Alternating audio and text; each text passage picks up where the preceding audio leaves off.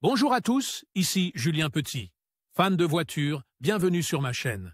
Restez avec moi, on va aborder notre sujet du jour sans plus tarder. Updated, 28 APR 2023, 14h37 PM EDT Published, 10 APR 2023, 19h42 PM EDT si vous possédez ou avez possède une voiture, il y a deux. Forte chance que vous ayez entendu parler de la vanne EGR et que vous associez ce composant à des pannes assez fréquentes. En réalité, il s'agit d'une pièce qui équipe presque toutes les voitures dotées d'un moteur à combustion et qui, de fait, est souvent synonyme de problème. La vanne EGR, Exhaust Gas Recirculation, est utilisée dans certains véhicules depuis les années 1970, notamment aux États-Unis, où les réglementations en matière de contrôle de la pollution étaient plus strictes.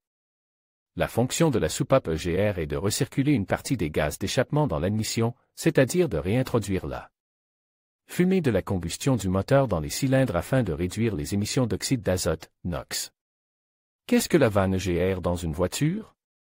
La vanne EGR est un élément essentiel des moteurs à combustion pour réduire les émissions de polluants, en particulier dans les voitures diesel. Elle permet de recycler les gaz d'échappement dans la chambre de combustion. Le fonctionnement de la vanne EGR dans les moteurs modernes est régi par le signal des capteurs de température du moteur, de vitesse du moteur et de charge de l'accélérateur. En fonction de ces signaux, l'écu de la voiture commande l'ouverture ou la fermeture du système EGR. Certains véhicules sont équipés de vannes EGR refroidies par un échangeur de chaleur qui utilise le liquide de refroidissement du moteur. Cela réduit la température des gaz lorsqu'ils sont introduits dans les cylindres et la production d'émissions de NOx est encore plus faible. On peut dire qu'en règle générale, la vanne EGR s'ouvre à faible charge sur l'accélérateur, à bas régime et lorsque le moteur est chaud.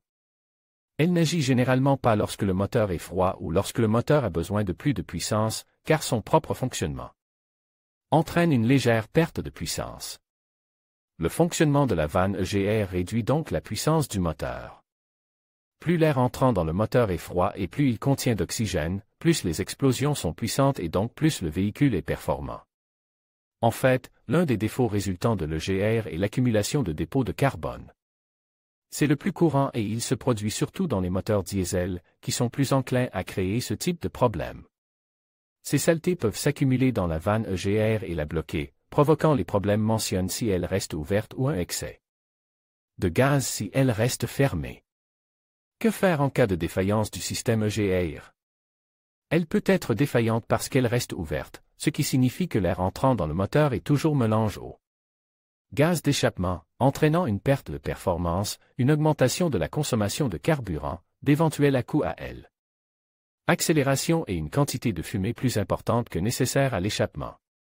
Si, en revanche, la vanne EGR reste fermée, le moteur fonctionnera bien, voire mieux, car l'air entrant dans la chambre de combustion est plus propre, mais les émissions de NOx sont plus élevées qu'elles ne devraient l'être. En bref, la voiture pollue davantage. Certaines personnes cherchent délibérément à bloquer le système EGR et à le boucher à l'aide d'une plaque ou à le neutraliser électroniquement, de manière à ce qu'il reste toujours ferme. Leur objectif est d'améliorer les performances du moteur, mais surtout d'éviter les pannes. Si l'EGR ne fonctionne pas, le moteur ne tombe pas en panne non plus. Cette pratique a pour effet d'augmenter les émissions et peut entraîner un grave échec lors du test d'émissions effectué dans le cadre du contrôle technique.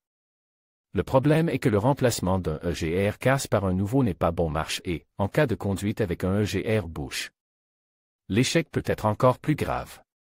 En outre, il peut finir par endommager d'autres composants, tels que le FAP, filtre à particules.